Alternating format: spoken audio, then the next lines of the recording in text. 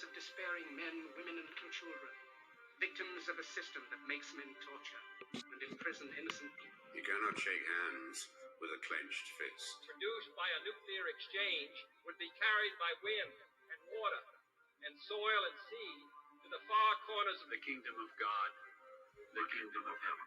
It's one small step for man, one giant leap for mankind. We're not saying that planet Earth is coming to an end.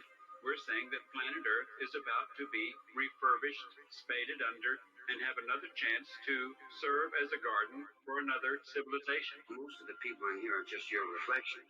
They're your mistakes. 1776 will commence again if you try to take our firearms. 1 million.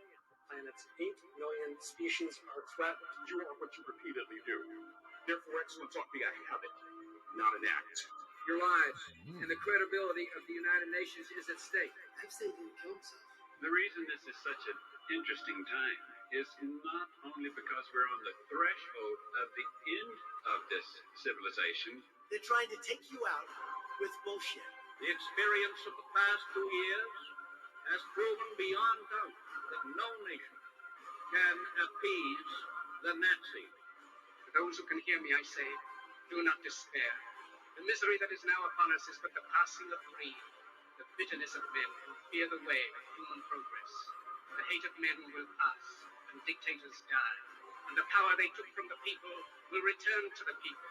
And so long as men die, liberty will never perish. In the language of the U.S. Department of Defense, these are unidentified aerial phenomena. Roswell's a very interesting place with a lot of people who would like to know what's going on. There's very compelling evidence that we may not be alone. This is the Garden of Doom. Welcome everyone into Garden of Doom, and we are coming off the heels of the show with Luke Michael Ironside, where we talked about the roots of linguistics and the theosophical 7 root cultures, of which we are in the 5th at the moment, and we are those 5th. In that, we talked about Atlantis, mostly Luke. And so we are following up on that this week with our first six-time guest, Chris Ambs, who just overtook, I think, Luke and maybe some others as being one of the 5th. So, and by the way, that's not an allusion to 666, the number of the beast. That's not necessarily tied to this. I don't know yet because Chris did the work. But Chris, welcome into the show, and thank you for being our guest on Atlantis. Thanks a lot, Jeff. Yeah, I'm I'm very happy to be back. I'm happy to be the first 6-time guest. Also, always happy to be first. Always happy to be, the number one, the person who's been on the most, and that kind of means that I own the show a little bit. But I wanted to say too, I think the intro is actually new since the last time I was on. I love the intro, by the way. That's fantastic. But yeah, I'm super excited to be here and to talk to you about the Lost City, the myth. What exactly is Atlantis? And we'll get into it today, and I'm excited to talk to you about it. Yeah, on the concept of 6 for a while. Maybe it was the 6th continent. We don't, I'm not exactly sure. Now, for those of you who are saying, hey, the most recent show I listened to wasn't the one on the root cultures. That was 2 shows ago.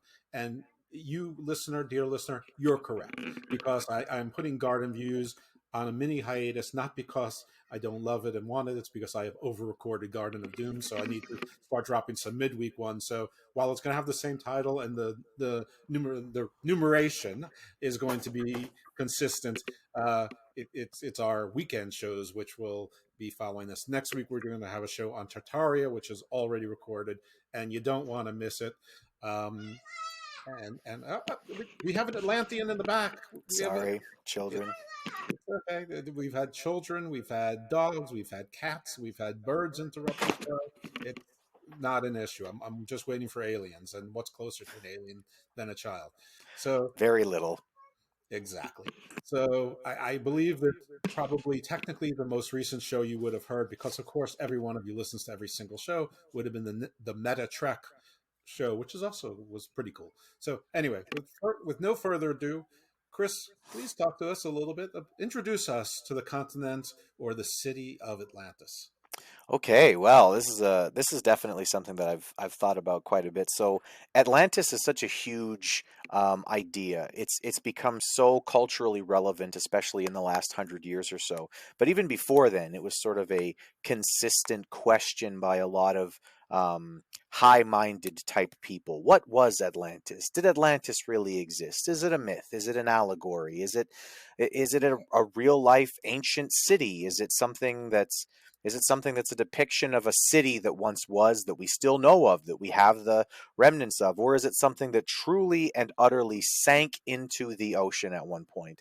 So the best place to start is probably where we get our history of Atlantis from, and that is, of course, from the writings of Plato. Now, for those of you who are unaware of Plato, um, Plato was sort of the main man in charge of philosophy in Greece after his after his teacher Socrates. Um, and when we read Plato's work, oftentimes the way that he wrote was that he would write things in the form of a conversation. Most of Plato's works are a conversation between two people, and they talk about something, and Plato tries to sort of ruminate on what actually existed or what was true. Generally, in Plato's works, the person who is correct takes the form of being Socrates. So, Socrates having a conversation with someone, whatever Socrates said was generally right because Plato loved Socrates very much. Now, the stories where we get the story of Atlantis from um, were the Timaeus and the Critias. Just one second, Jeff. We have a small alien invasion going on, folks. Don't worry. And it sounds like it's settled. Sorry. Um, get back to. I'm sorry about that, children. The Timaeus and the Critias are the two books which Plato wrote, and basically his story is that he heard from a man named Solon, who was a real man in Greece around the time of Plato. This is a real person, an actual human being, a statesman of the Greek Empire.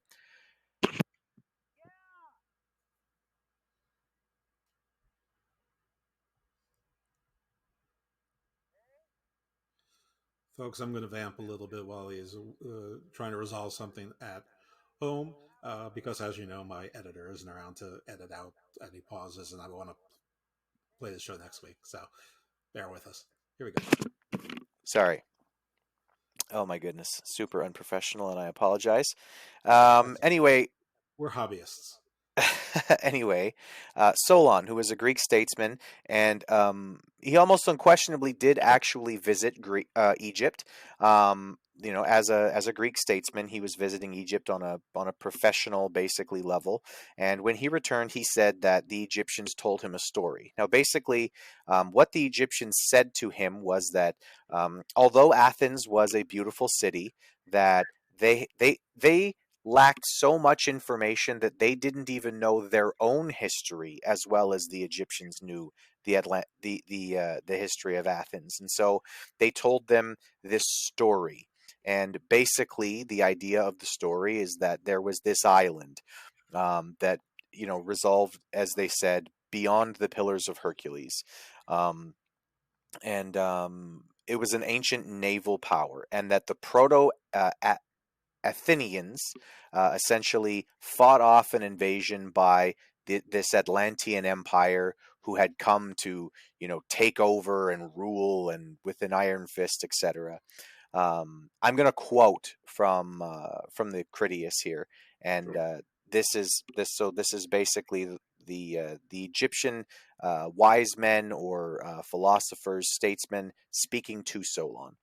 For it is related in our records how once upon a time your state stayed the course of a mighty host, which, starting from a distant point in the Atlantic Ocean, was insolently advancing to attack the whole of Europe and Asia to boot.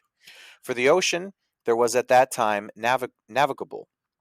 For in front of the mouth, which you Greeks call, as you say, the Pillars of Hercules, there lay an island, which was larger than Libya and Asia put together, and it was possible for the traveler that at that time to to cross from it to the other islands, and from the islands to the whole of the continent, over against them which encompass that veritable ocean.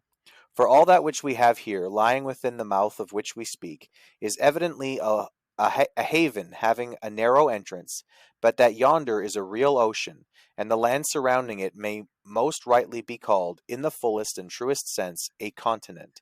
Now, in this island of Atlantis there existed a confederation of kings of great and marvelous power, which held sway over all the island, and over many other islands also, and part of the continent.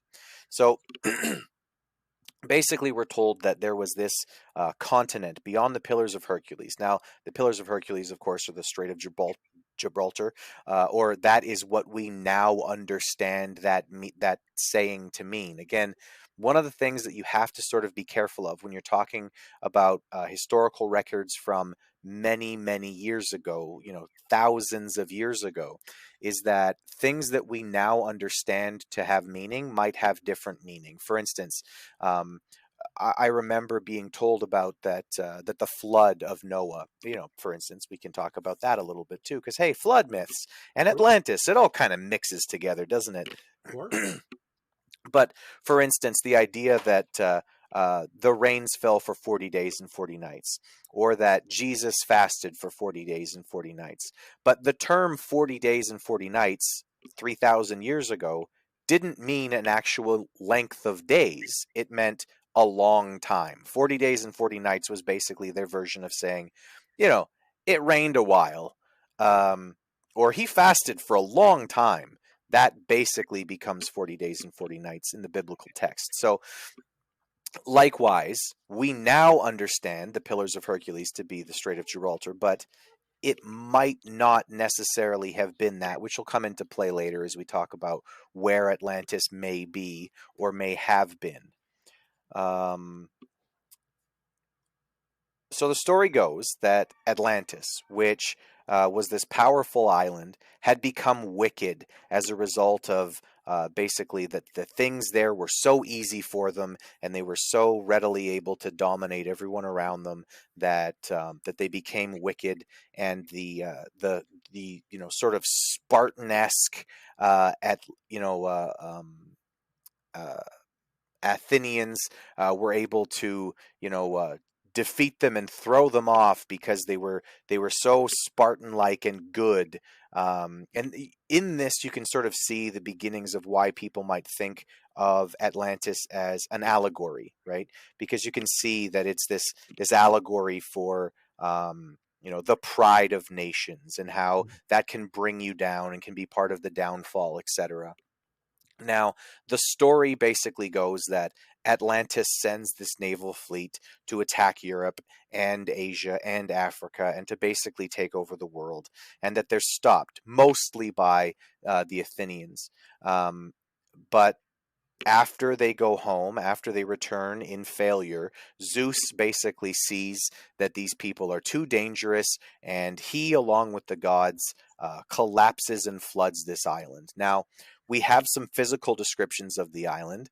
They talk about how it was basically ringed by mountains, so mountains around the outside of it, and how the main portion of the island was an oblong shape. And so there are a lot of different people who have a lot of different theories about it, but we can definitely get into like the different theories of Atlantis. But that's the basic history from Plato. Now, since then, we've gotten a lot of different things that people have said, well, what about this? And Atlantis must have been this hugely advanced civilization. And while the story from Plato is that they were advanced, that they had certain things that, other places didn't have. They had, for instance, a mineral called orichalcum, which was a reddish metal.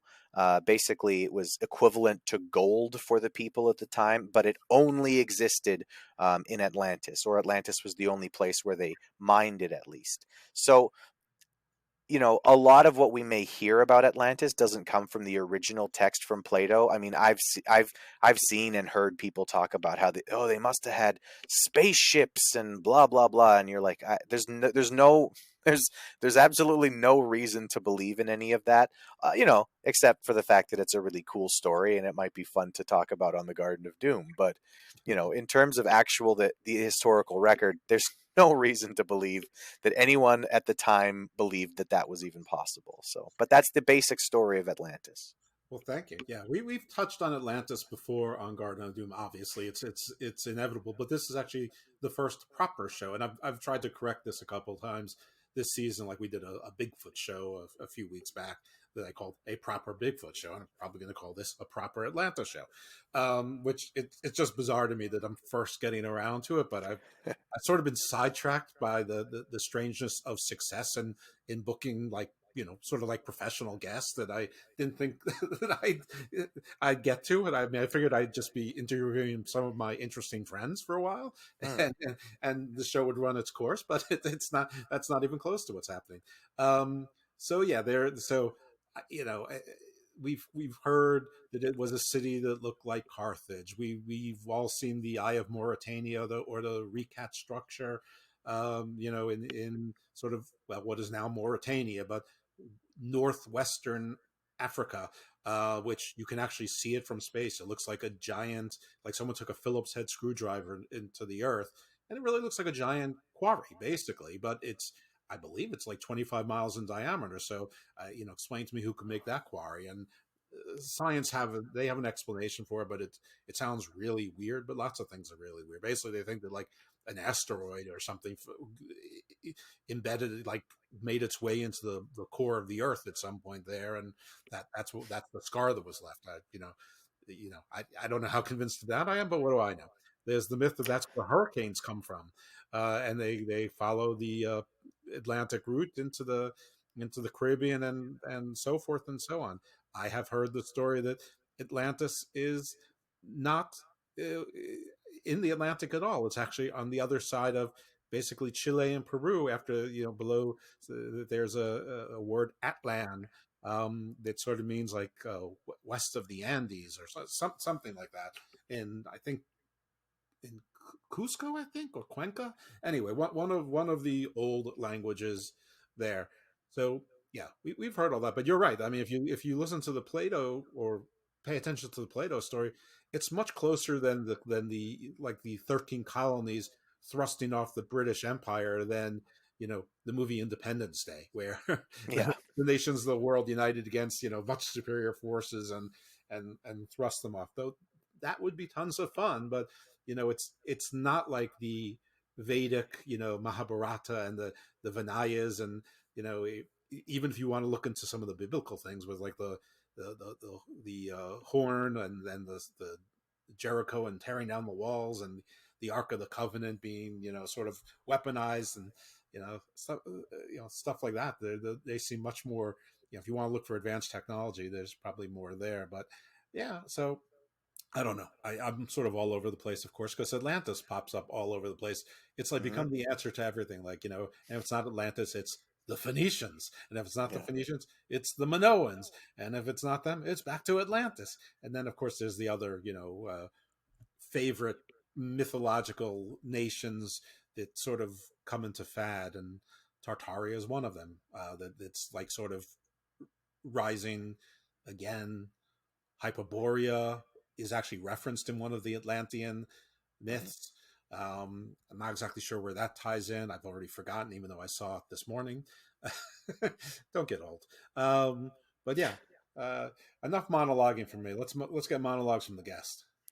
Yeah, absolutely. So, I mean, we can talk a little bit about archaeological evidence and stuff like that. So, first of all, one of the things that's important to remember is that as Plato is retelling this story, he said that the Egyptian wise men said. Now, again, this is the problem with this story in general, is that it's a third-hand account, and it might be a fourth-hand account or fifth-hand account, depending on how many different people originally talked to the Egyptians. But the Egyptians are telling this story to Solon, who's telling this story to Plato, who's telling this story to us. So, but basically the idea is that these Egyptians said that all of this happened. So this great battle between the evil Atlanteans and the noble Athenians they say that this happened 9,000 years before we're even talking. So Plato was around about 360 years before the birth of Christ, right? What we know as so 360 BC. 9,000 years before that would suggest that the state of Athens, the city of Athens, is 12,000 years old. The city of Athens is most likely around 5,000 years old. Now, that still makes it one of the oldest cities in the world. I mean, one of maybe 5 or 6 of the oldest cities on the planet. And still, they're suggesting that it's not only twice that age, but more. It seems largely impossible that could be. So that's one thing about the archaeological evidence, is that that just doesn't seem to be true. That doesn't mean that Atlantis wasn't real, though. That's a thing. Like I like to look at things, all things, from a perspective of, I don't know the answer, but it's sure interesting to ask the questions. And that's sort of my way of looking at Atlantis, is that there are a lot of things that I can say with relative certainty probably aren't true. I think that, the Atlanteans probably weren't half Greek gods. I don't think that that's real. There probably wasn't an actual continent the size of Asia and Libya put together that sank into the ocean. I mean, of all the things that could happen, that just seems very unlikely to me. But, I mean, again, it doesn't mean that Atlantis isn't real. Do we know what the understanding of the Egyptians were as to the scope of Asia? I mean, I would assume that they're talking mostly about the Arabian Peninsula. And they were. It was Asia Minor is basically what they were saying. The size of Libya and Asia Minor put together. But that's still very big. It's still very large. Yeah, it's basically the size of the entire European continent, maybe even bigger. Yeah. So I don't see that as what it was. But so it brings up the question. It brings up the question that I think that most people really want to know, or at least want to ask. They want to discuss. What is Atlantis, or what was Atlantis? Was it an allegory, simply and completely an allegory for the pride of nations and how it can bring people down? Was it an ancient lost continent? Was it a former city-state in the Mediterranean, like Santorini? Were the Egyptians describing a battle between Greek and Minoan forces? How close to the Pillars of Hercules could Atlantis have been? We know one of the things that people have pointed to as a good possibility is that Andalusia, or Spain proper, may have been what they're suggesting. We know that Andalusia, the southern part of Spain, is both before and beyond the Pillars of Hercules. So it could have been a city-state in that area. And of course, I think the one that's the most popular right now is the Riyadh structure that you talked about, or the Eye of the Sahara. And we do know that a large portion of the Sahara Desert was at one point underwater. It was, where Lake Chad is right now, which is a relatively small lake in Africa and seems to be continually drying up. At one point, that lake was the largest lake on the planet. It was bigger than the Great Lakes. So, we're talking about a gigantic area that used to be underwater that isn't anymore. And what does that mean for what could have been there, etc.? And even in the stories, they talk about how there was basically a canal leading from the ocean to this place, and then it opened back up into water again. And so, is what's being described a city, based on the Riyadh structure area, that was part of a great lake, and had they built this grand canal, and again, I mean, this would need to have been, an absolute wonder of architectural achievement for these people to have built a canal to the ocean from there.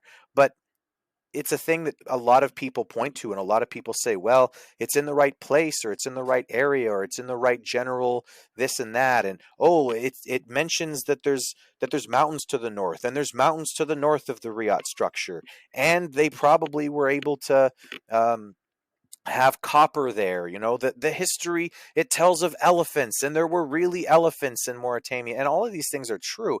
And I don't say these things to just be dismissive, but I mean, you can point to a lot of different places on the map and say, well, what about this? Well, what about this? Well, what about this? I mean, people have said, I've heard people suggest that this might have been Cuba. This might have been, like you said, the Americas. This might have been England. This might have been Ireland. And we just don't know enough about the actual history of humanity 9,000 years ago or 12,000 years ago to actually know much or have much of an idea of what happened. So, Right. The interesting part about the number is that it does fit in with the geological evidence of what's called the Younger Dryas, mhm, which is sort of a large retreating of the most recent ice age. Technically, we're still in that same ice age, um, but where there reasonably would have been a lot of flooding and upheaval. And in fact, there were elephants in northern Africa. In fact, the elephants that Hannibal used from Carthage were actually it's now an extinct elephant that's not quite as ornery as the African elephant, but not quite as docile as the Indian elephant. It was something sort of in between, like a forest elephant, which of course means there were forests nearby. mhm, The climate of the Sahara was very different. Now, I mean, and they found whale bones there. Now, those are dated around 43 million years ago, so obviously a lot was different then than when Carthage was around, which was probably around 2,200 years ago, something like that. Yeah, somewhere in that neighborhood, anyway. But yeah, I mean, listen, I am familiar with Graham Hancock's work. I'm sure you are. And I don't dismiss it at all. I enjoy it. I watched the Ancient Apocalypse on Netflix. A couple people I know were on those shows. A couple of people who are on those shows have been on my show. I'm currently listening to Fingerprints of the Gods, which is Graham Hancock.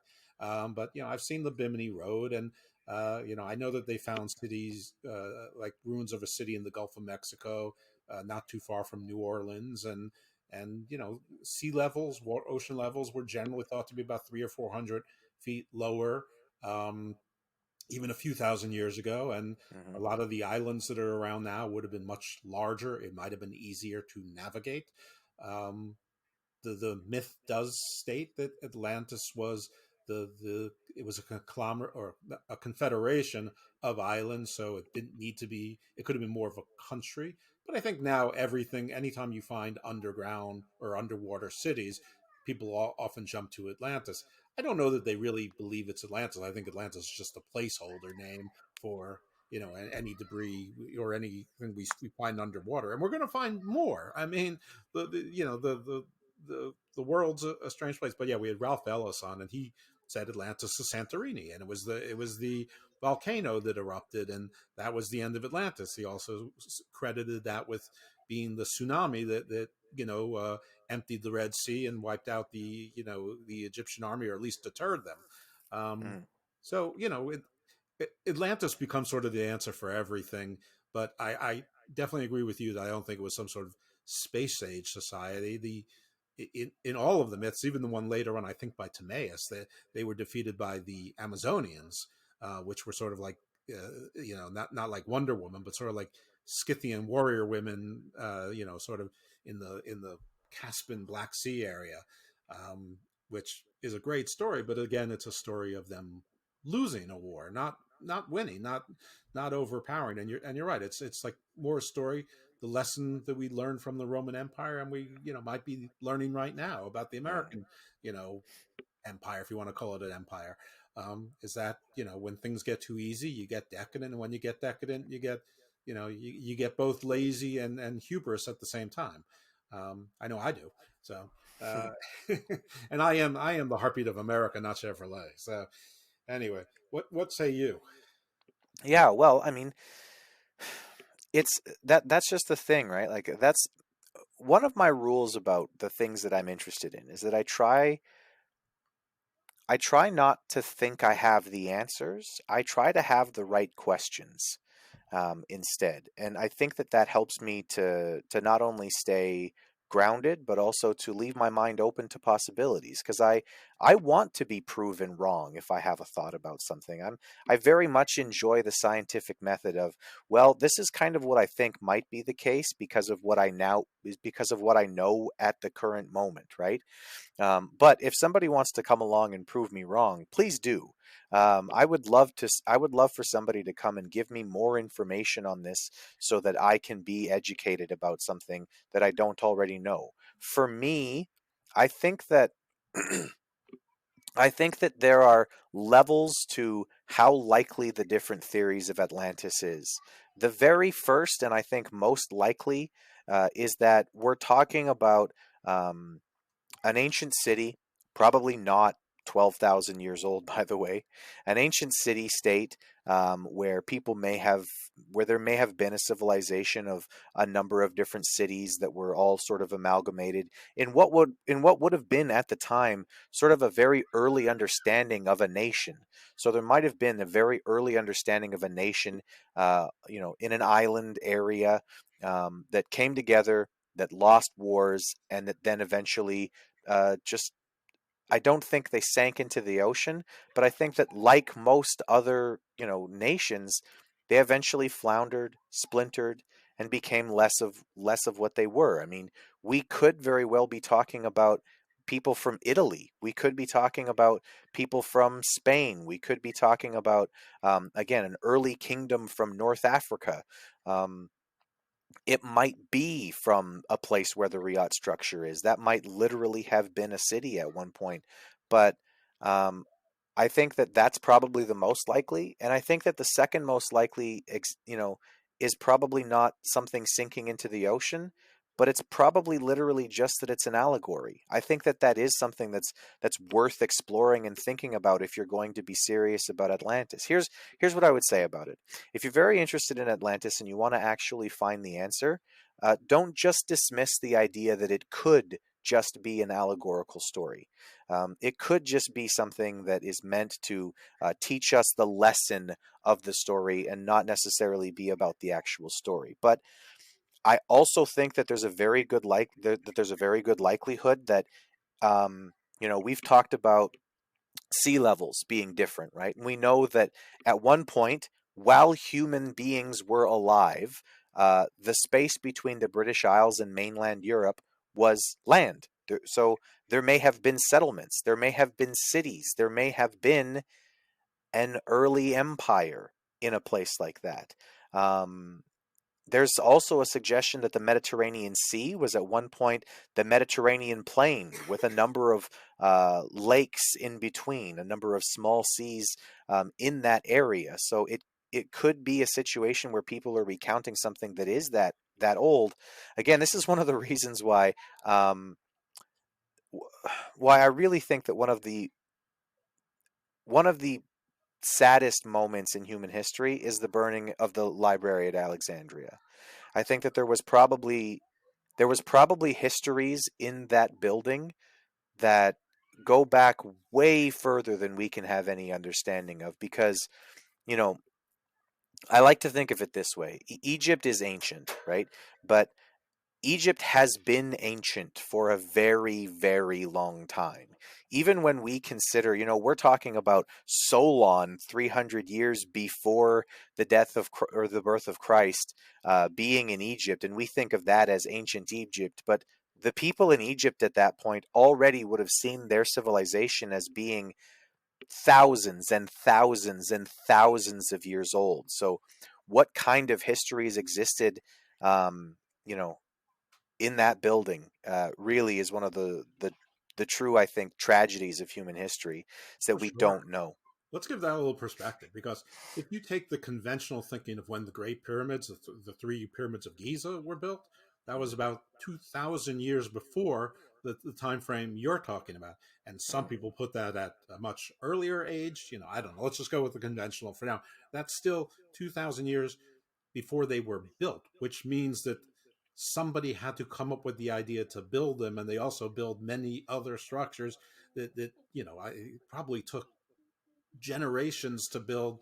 Period. So also Egypt was sort of unique in that time frame, in that it was a nation. There, the concept of nation really didn't exist. It was more based around cities. The closest thing might have been Sumeria, which was basically a confederation by force, and then by accord of cities in an area. But Egypt is probably the first nation that actually had a national identity. There was no Greek identity at the time. I mean, Greeks didn't call themselves Greeks. They were Hellenic. They were Hellen and Anatolia. Now they thought the world was Greek, and to an extent their world was.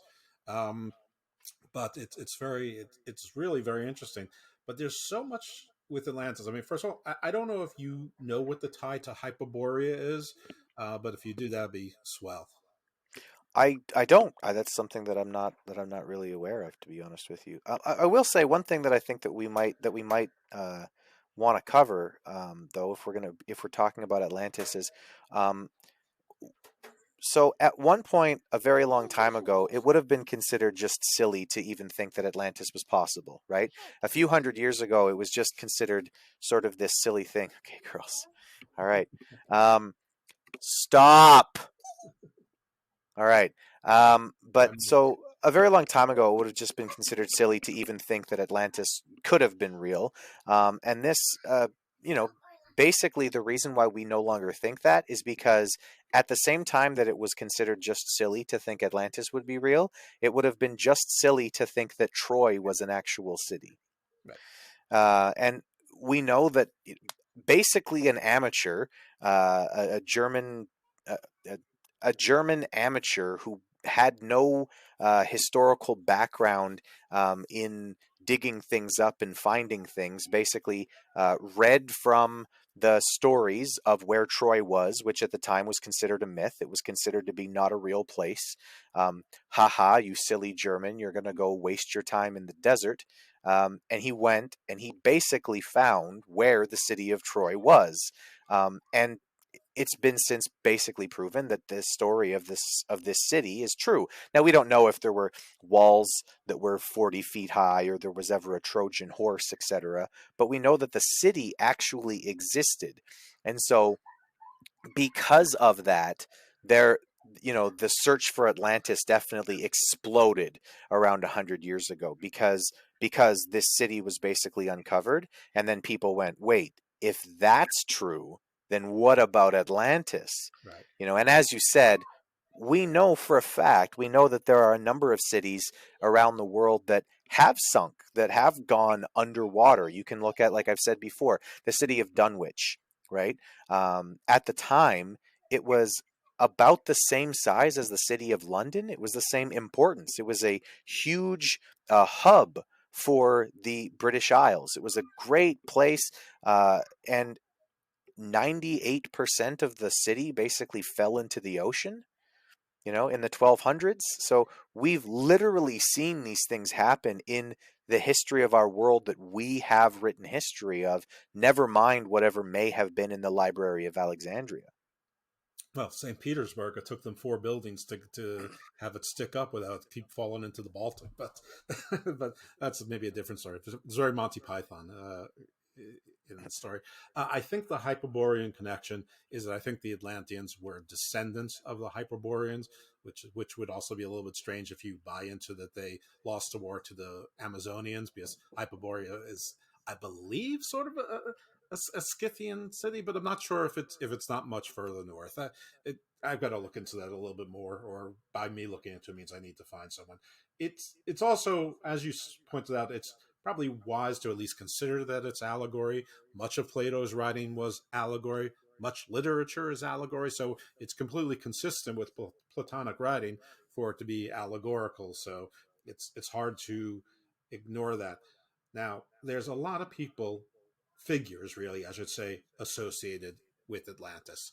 So so Atlantis, I mean, one of my favorite songs is Donovan's Atlantis, and most people never heard of it. I was so convinced that it was a Mandela effect on me that I had to find it and save it. So I have it both on my iTunes now, Apple Tunes collection, and I saved it on my computer just to prove it exists. And hopefully I'm going to play it at the end of this show successfully. I mean, I will play it. Whether it records or not successfully is a entirely another story. But they talk about the 12, and that the 12, we've got 12 months, 12 apostles. You got you often have pantheons of 12 tribes. 12 tribes, and the 13th mything tribe. You got 12 zodiac signs, but there's really 13 signs. I mean, the 12 answering to the one is often part of it, or the 12 descending from the one, sometimes the two, is part of it. But you got the poet, the artist, the builder, the warrior, the this, the that, sort of, and so you get into that. Well, are they saying that everything came from this mythological white people, which maybe some are, but if it was in Africa, they probably weren't. If they're in the Mediterranean, that's more Semitic, than so it's not even necessarily that. But some of the figures associated with Atlantis, I mean, probably the most famous name is Thoth. Thoth is often associated with Hermes, but also with Apollo, also with Osiris, who way back when, before he became a goat and a villain, was associated with Baal, before he became Baal, Belial, and Beelzebub. And a lot of those fellas originally sort of morphed into Lucifer, who then sort of morphed into our modern day construct of Satan.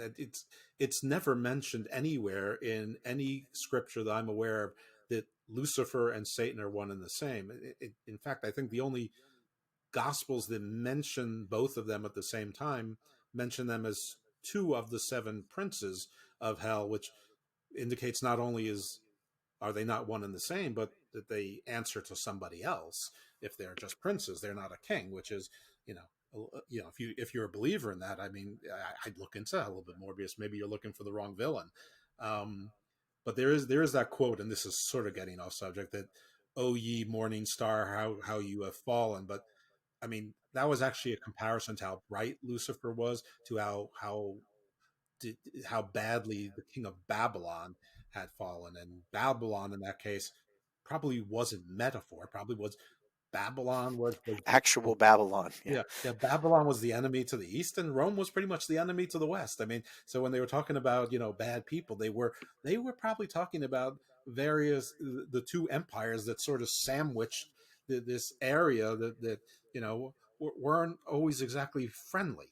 So Thoth, the Atlantean, is one, and Thoth.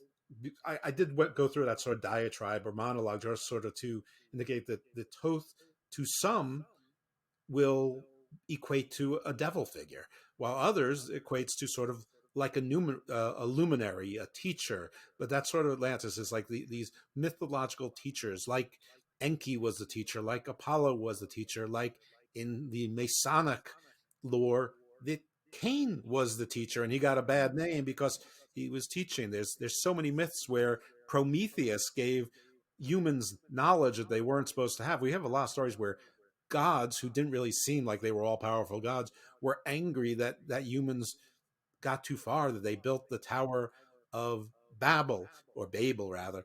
And Babel was referred to in the Epic of Gilgamesh, written 2,500 years, 3,000 years earlier.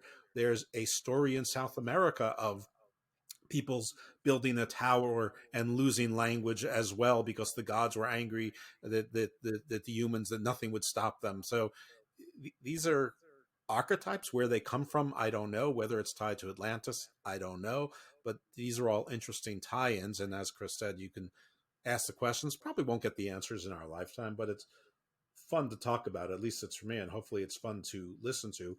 But all of these things have to be inextricably tied into flood myths. And I'll hand the baton over to you now for flood myths, but you can't really talk about Atlantis without talking about flood myths. Yeah, absolutely. And I mean, flood myths are one of the things that, I mean, they're one of a very few things that are truly universal stories. Basically, every culture and every civilization that exists and that we know of having existed in the past have some kind of a flood myth where a god or the god or their god or the king of the gods is angry and floods the world.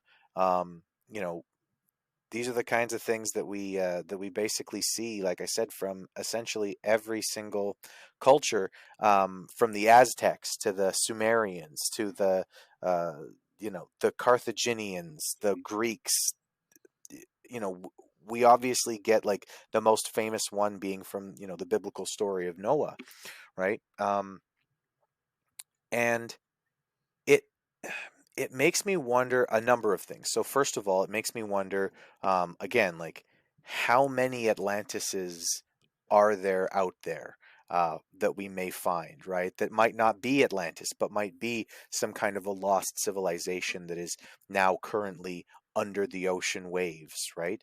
Um, it makes me wonder that. It makes me wonder, um, will we eventually get to the point where we have more of the places that we now know of underwater. We've heard that it's not going to take a lot more ice cap melting for Florida to be underwater, for instance, for Cuba to be underwater, for a number of places that we now know of and have thought of as being eternal could be underwater in the next 500 to 600 years. I mean, maybe we'll figure out some kind of a flood barrier, and I hope to God we do. But until we do, that these possibilities exist that Like the Batman. Miami, Like the Batman. right? Exactly. We but we could conceivably have a future where Havana is underwater, and Or then Manhattan. or And Manhattan. and Manhattan, really, in that case. And then what do cultures tell themselves 3,000 years from now, or as Solon suggested, 12,000 years from now? What do they tell themselves about these ancient civilizations that we have a vague knowledge of, or a vague recollection or memory of?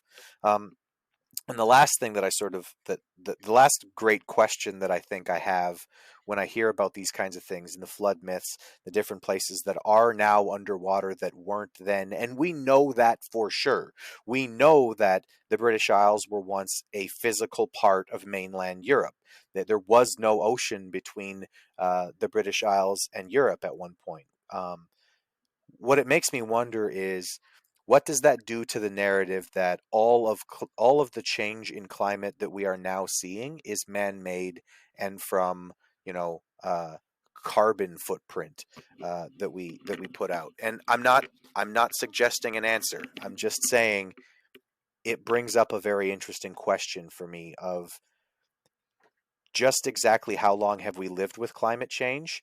And if it's from the beginning, then maybe we're being a little, I think it might be a little egotistical of us to suggest that everything that is happening with the climate is because of us. Well, climates have always changed. I mean, that Yeah. is for sure. We know that for sure. I mean, that was part of the formation of life. And obviously, we were just talking about an ice age and it ending, but technically, it's still not ending. I mean, we're actually in a cooling phase Earthwise. The question is interesting, and I don't know the answer. I know what prevailing science feels, but I don't. I think that the question that you just raised isn't one that needs to be contested. What it needs to do is to look to see if there's different solutions, because Hmm. because if it's not a human made event or exclusively human made, we may be investing in solutions that aren't true solutions or only partial solutions. So is it okay for the earth to only be a quarter submerged versus half submerged? I mean, being that most people live on coastal areas, and by coastal areas I'm not limiting that to the oceans. I mean, if the oceans rise, so the Mississippi's going to rise, the Nile's going to rise, the Amazon's going to rise, the Yellow River is going to rise, the Danube, the Thames, you name it, the Volga. So even if you're inland, you probably live close to water. So unless you're living at the top, in Quito and in La Paz or whatever, where you're 5,000 feet up. But even then, who are you going to trade and exchange with? I mean, there's very few places where they're completely independent and without any need for subsistence.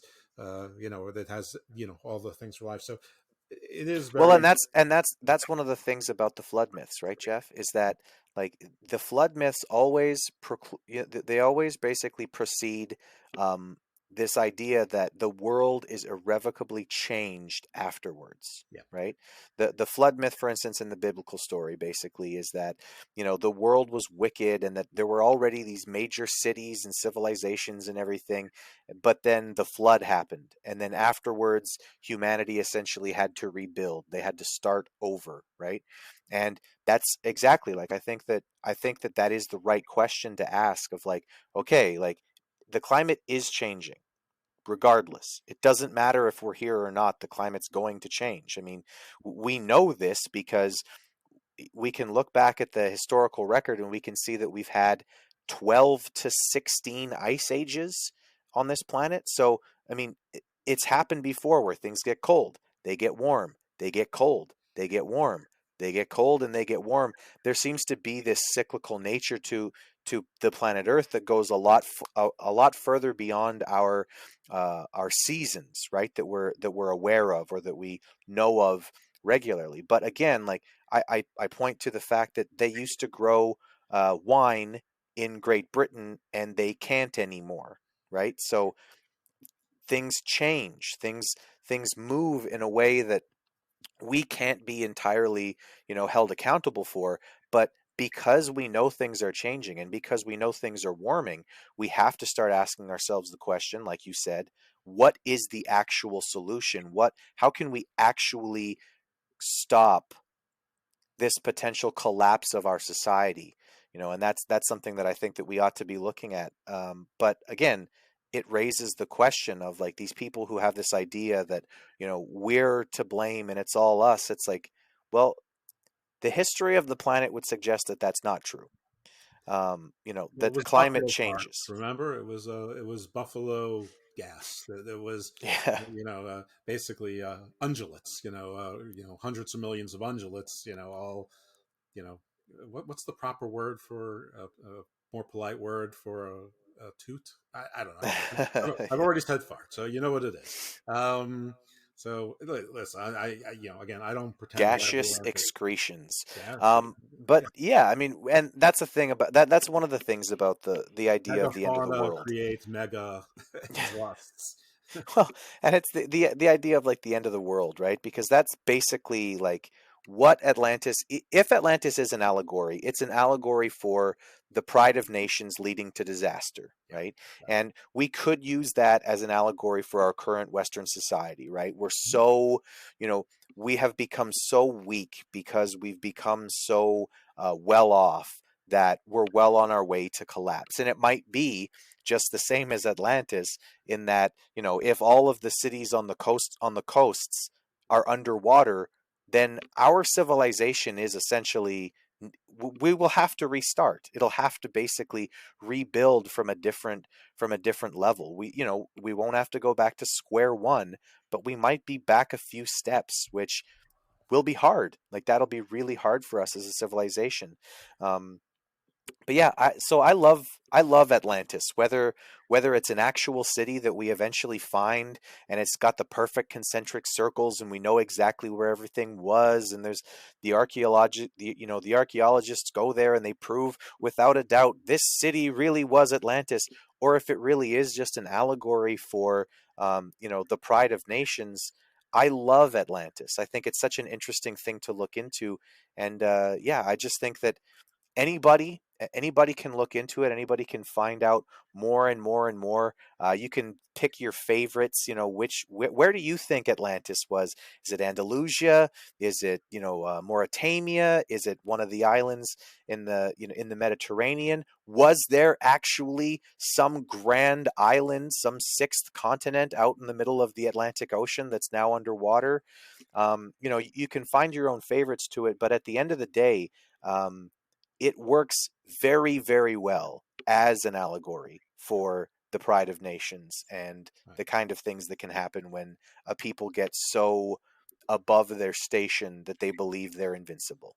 It's also an easy place for everyone to come from. Giants could come from there. Merlin Yeah. could come from there. And Merlin has often been associated with a Thoth-like figure, the mysterious cleric, the Gandalf type. Um, in your researching what actually exists in the literature about Atlantis, have you come upon anything that's talking about, some sort of advanced astronomy, use of sonic or vibrational technology, sort of like the ability to build megalithic structures through harnessing ley lines or telluric energies or sound? I mean, that's sort of what everyone believe, not everyone, but in certain sectors, that's how they explain building of megalithic structures, that humans could not have possibly done it then. But they, there's a, all of the pyramids around the world are not only just alignments, but they're basically batteries or power structures that were helped to use to harness to, through sound, like the horns of Jericho, and like the whistles in the trumpet in the Andes, and the whistles in Mexico, helped to build various types of pyramids, and basically by using some sort of hover magneticism to, put the bricks together, or the other myths usually have giants doing it. Yeah. Yeah, sure. I mean, the popular, like one of the more popular myths around Atlantis, one of the more interesting ones, I think, is this idea that all of the different civilizations around the world. So think about the Aztecs to the Inca to the Egyptians. They all built pyramids, right? They all built very similar structures to one another. And the reason for it is because after Atlantis basically collapsed, the survivors scattered to the different parts of the world, and they taught the people there the secrets of the pyramids, and et cetera, et cetera, et cetera. Quetzalcoatl and the Viracocha, there's Mhm. everywhere, that somebody went. Just like Sure, and even one of the reasons why I think that there are people in the world right now who I think are being a little overly sensitive about this personally, but there are people in the world right now who will say that the myth of Atlantis in itself is a white supremacist myth, because the people believe that that the Atlanteans were white and blah blah blah, and that only white people could create these things. Again, as you've pointed out, they may have came from Mauritania. If they did, I am quite certain that they weren't white. But even like when you look at the Aztec myth of Quetzalcoatl, for instance, he's a great white god, right? Like that's what they even refer to him as, is this great white god who has come and will come again, etc. It's very reminiscent of the Jesus myth, although it's very reminiscent of Hercules and Thor and a number of other, you know, yeah, the idea of the son of the god hero, who has come before and will come again, and et cetera, et cetera. right. And But also white sometimes is sort of confused with bright and shining and luminescent, sort of mhm, angelic. It doesn't necessarily mean Caucasian. It's a light versus dark, is, it isn't necessarily related to, melanin in one's skin. Now, I can't dismiss it either, and I don't want to. And I'm not saying that there aren't segments or people who are making those arguments that their root argument is racist. But a couple of years ago, the OK symbol was being used by white supremacist groups, and it was like, you can't use the OK symbol. That means you're racist. No, it doesn't. It means that these idiots, started using it, and they told exactly. we can't use an ancient symbol. It was basically the Om for relaxation and yoga and finding inner peace and harmony with the universe. You don't get to corrupt it. I mean, the swastika has been forever tarnished. The word Aryan has been forever tarnished. Neither one of those things has anything to do with white supremacy. Aryan is Iranic peoples Mhm. from North and Western Asia into Iran and Armenia. The swastika was a symbol of life and fertility, and they've just been usurped and forever perverted. So listen, no one told us better than Dan Brown and the Da Vinci Code, more famously probably by Tom Hanks in the movie of of the same name. So if Tom Hanks told us, it can't be false. But yeah, I mean, uh, as I I don't, I don't need to repeat myself on what you just said. Yeah, but if they were off the coast of Africa, probably not. What you would consider classically. They wouldn't look like Chris Helmsford who played Thor. If they were in the Mediterranean, they still wouldn't look like Chris Helmsford from Thor. Who sorry Chris, but you are sort of look like a beautiful prototype of what somebody thinks of when you think of Aryan now. I mean, listen, I'm completely cis and what, but yeah, I mean, My opal would have loved him right away. Yes. yeah, I mean, listen, I would trade places with you any second without the money or the role. I mean, I mean, I don't know what he'd get in return, but but that's not really my concern. Anyway, Yeah. so yeah, I totally agree with you on that, but I sort of hijacked your point. No, that's okay. That's fine. This is one of the reasons why I love the Garden of Doom is because it is a conversation. Every time I'm on here, I feel like I'm having a conversation with a friend about an interesting topic. I think You that sort of that's are. yeah, that's really what I'm doing. Um, but I feel like even when I listen to you talking to people who maybe you haven't talked to before, those are the best episodes of the Garden of Doom. It's when you have a conversation with someone, when you and someone are having a really great back and forth about the ideas that you have or the thoughts that you have on a subject that's very interesting. And like I said, Atlantis is one of those, and the idea that all of the people in the world who built pyramids did it under the auspices of the Atlanteans is an interesting myth. I think it's probably silly, but I don't know. And that's one of the things that I love about these ancient myths and ideas is that I don't know. And I'm perfectly willing to say, all right, if you've got proof to show me that this is true, I want to hear it. And even if you don't, I want to hear your theories anyway because I find them very interesting. So whether the people, whether the Aztecs heard about the idea of pyramids from, the Atlanteans, or whether pyramids just happen to be a very easy thing for people to build if they want to build something that's really big, um, I guess we can have a conversation about that. But it seems to me like if you were an ancient culture and you wanted to build something truly grand and gigantic, but you wanted to ensure that it would stand and last the test of time, you would build a pyramid. Because a pyramid, it supports its own weight. Right. Whereas other structures like Stonehenge, for instance, fall down. Yeah. Yeah. I mean, as impressive as these structures are, it is the easiest structure to build to stand up and remain up. It's interesting. I mean, it's what you said about the Atlanteans is absolutely correct. But if you take out the word Atlanteans and put in the words Noah's children, or the Watchers, or Apollo and the Olympians, or the Anunnaki, and there are similar The tales, 13th tribe. right? There are similar tales in the First Nations tales from the Iroquois and the Sioux and the Hopi all the way down into pre-Incan Andes, the Coscu in what's now Ecuador. There's a people in Colombia, the Mayan, the Aztecs. I mean, the Olmec were a culture nobody knows who they are, but the Aztecs said we got here, we found the stuff, and we don't know who the Olmecs were. And there's some strange statues there that don't look like what you think of First Nations. Now, some of them are Caucasian looking, but some of them are African looking as well.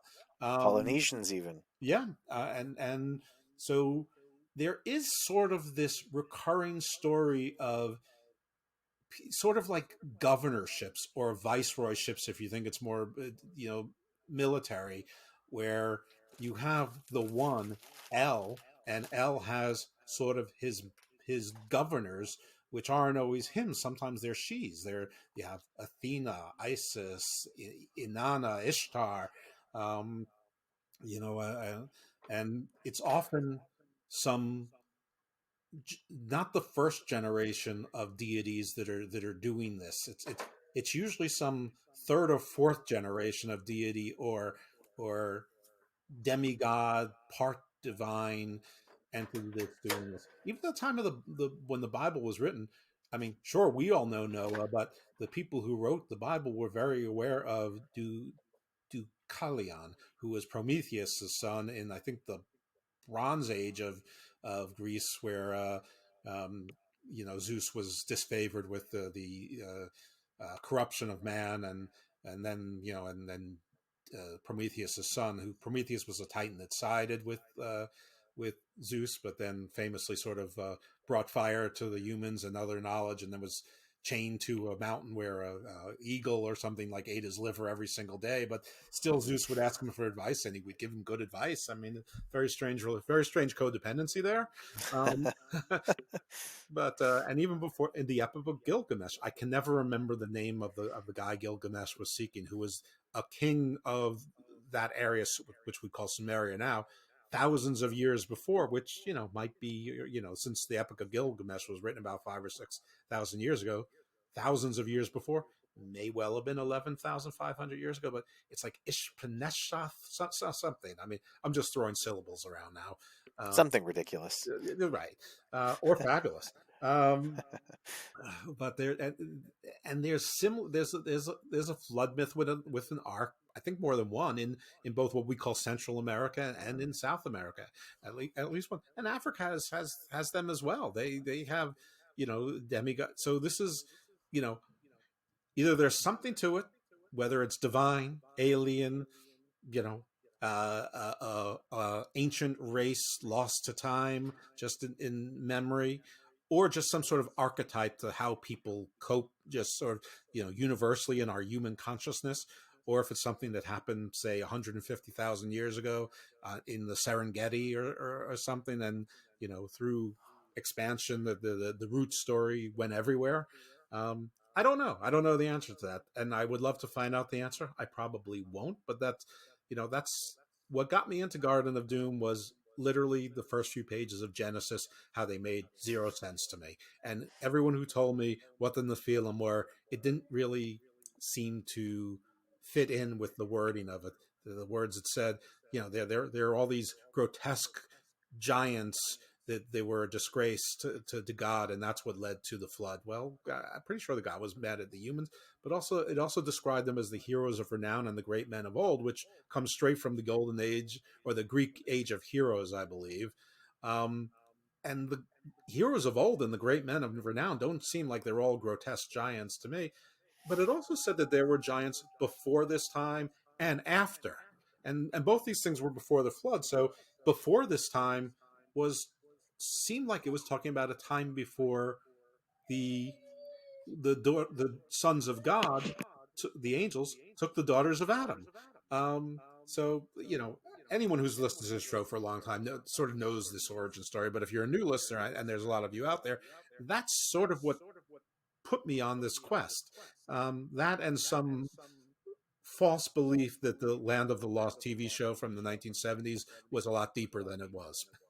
So, but Atlantis is that myth that just won't die, even if it in fact did die some 11,500 years ago or much more recent. Yeah, absolutely. It's definitely one of those. Like I said, it's one of those. I don't know, cultural eternal myths. There are certain myths that we all have, that every culture seems to share. The flood, the lost civilization, the mother myth, the hero who is the son of God. These things are like eternal myths from every culture that exists. And a part of me wonders if it's not part of some kind of a shared mythology that we all had at one point, or if it's just eternal because these things come up for all of us. Right. And listen, if you are a believer in a faith, I mean, it's very easy to say, well, of course it is eternal, because God, that's the truth. That's what happened. That's the origin story. And it was my God that did it, and my God is actually your God. You just don't know that. Yeah. But one day you will. If you believe in aliens, hey, it's aliens. If you believe in there was an ancient culture, then it was, Atlantis is as good a name as any, for it. But pick whatever name you want: Tartaria and Hyperborean, Jeff Zikistani, which is of course my favorite root race. But yeah, it's one of those things, and it's endlessly fascinating, at least to me, and I know it is to you as well. And it takes you on other paths. So even if Atlantis is completely mythical, it takes you along paths that are totally not mythical. Even if they're myths, they're still historical. I mean, the whether the myths are true or not, the fact of the myths that they exist, that somebody created them, that they were recorded in writing, or more impressively in oral history for so long, is impressive. And it does tell you a little bit about the history of the world, whether you believe that the world is 6,000 years old or modern humans are 11,500 years old. But the interesting thing in the last 23 years is that we have learned that there were cities that were older than Sumeria and Egypt and Athens, or at least what looks like cities, and they were built in concentric fashions, at least the ones I found. There's some that are called tepes, Tep S, and they're in Turkey. There's Göbekli Tepe, Göbekli Tepe. Yeah. and now there's Karahan Tepe or Karahan Tepe, and apparently there's more. They're all over the place, and these are gigantic. Initially the conventional wisdom was that, well, Göbekli Tepe must have been just a some sort of uh, basically an attraction, a center where everyone agreed to come and meet, but it couldn't have been a city. But they kept finding more, and then you're like, oops, no, it wasn't an aberration. That this appears to have been the norm. And I believe there's something called the Harappan culture, which is in the Indus Valley in northern India, maybe Pakistan now, which of course Pakistan and India were one country for a while. And those cities might even be older, and there are in fact cities of significant population. So I mean, that's just in the last 20 years, and at the same time we've discovered more species of homo sapiens that we The forget about. Denisovians. Yeah. Yeah, I mean, there's no human race; it's a human species. I mean, the whole concept of races, we are a species of primate. God, I've been saying that for a very long time, Jeff. I feel like the idea of I feel like the idea of race is just sort of this very simple, strange obsession that we have with the particular mutation that our ancestors happen to have happened to their skin. And I've never quite understood why everyone seems to be so obsessive about it. I've answered this question before, and I know I've gone on this tirade before, but I'll do it one more time just because I think I enjoy it, especially when we're talking about race. People ask me sometimes when I meet them, especially people from outside of the country, from other places, they'll ask me, well, where are you from? And I'll say, I'm from Canada.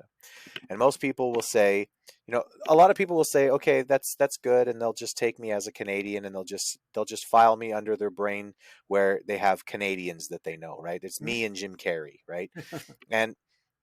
But then there are other people who I find to be a lot more curious, who will say, okay, but what about before then? And what they mean is, where does your family come from? So we have this interest in where does your family come from? And I'll tell people, well, my grandparents on my mom's side are from Ireland. My grandparents on my father's side are from Germany. And for most people, that's enough. They go, okay, and they file me in their brain under the idea of Germans that they know, me and Hitler, and Irish people that they know, St. Patrick and me, right? So they file me under these simple things, right? And Ben Affleck. Ben Affleck, sure. But so for me, I'm the kind of curious person who I'm like, okay, well, that's an answer, but I've gone from Canada to now Ireland and Germany. What about if I go back further, right? So further than that, you would say that my families are Celtic and Germanic, right? Because before there was a Germany, I mean, people think of Germany as being this ancient place. The country of Germany is only 400 years old, if that. It's not an old nation. Before that, it was a number of different nations. So you could say that I'm Germanic and Celtic if you want to go back far, right? But if you keep going back before then, right, those people all came from somewhere. And if they all came from, we've talked about this before on other episodes, but the current most popular idea in science is that there is such a thing as the mitochondrial Eve. Right? Now, that's if you trace back your roots through the female line, we can all actually find that there is one woman from Central Eastern Africa, thousands of years ago who was literally the ancestor of us all, right? One woman, they can do this, right? That's a theory, but it is the most popular current scientific theory. If that's true, then if you keep going back from, Canadian, Irish, German, Celtic, Germanic, whatever. At one point, my family is from Africa, just like your family is from Africa, just like every other person on the planet's family is from Africa. So the idea of race being this super important thing that we all need to focus on and be obsessed with is just silly to me. Because if you believe in the most currently popular scientific theory, we literally are one race and one family if you go back far enough. So Well, let me give you the Garden and the Doom answer, but then I'm going to give you surprisingly an optimistic answer as well. And they're both true. Because one of the best things humans have done is find ways to separate us from each other and use that as a pretense for conflict. I call hill people versus the valley people. yeah. But on the optimistic side, we just passed 8 billion people on this planet. And I remember in my lifetime when we crossed 4 billion people. I'm not that old. I mean, I'm one of the older people in, our circle of people that we know and cyber socialize with and that kind of thing. But, I'm not like, Methuselah. And so despite all of our conflict and our self-created strife and all the things that we do to make each other's lives miserable, we continue to seem to be fruitful and certainly multiply. And I know people will argue with me on the fruitful part, but listen, ain't nothing perfect. But if you look at the stats, you'd see that we're actually being sort of fruitful. We're all right. Yeah, we're all right, and that's not to say everyone's all right, but on a macro level, people are doing better now.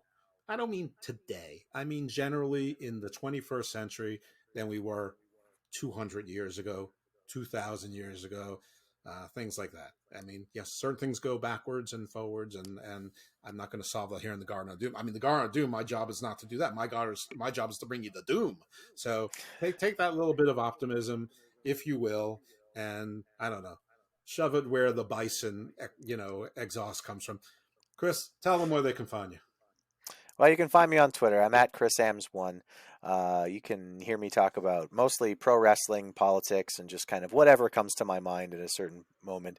I'm currently asking the question, have they arrested him yet? Because I'm very interested in when they're going to arrest this man who they seem very badly to want to arrest, but can't seem to get their act together to arrest. So you may see one of my many updates just being the question, have they arrested him today? But that's just sort of a tongue-in-cheek thing for me. You can also find me on the PWC network, where I talk about pro wrestling, politics. You can listen to my more political show that I call the Far Center, where I try to talk about everything from as centrist to policy as I possibly can, and just talk about whatever's going on in the world today. You can also find me on Facebook. You can look for Chris Ambs and find my beautiful, beautiful face. I have black hair and a red beard. If you're looking for me, yeah, I mean, you can always find me on great shows like this, and I'm excited and looking forward to hopefully sometime in the future becoming the first 7-time guest of the Garden of Doom. So you know what? The topic may have to be the number 7 then. I don't know. That's in any event, I hope that you can hear me and Chris because I am playing Atlantis right now.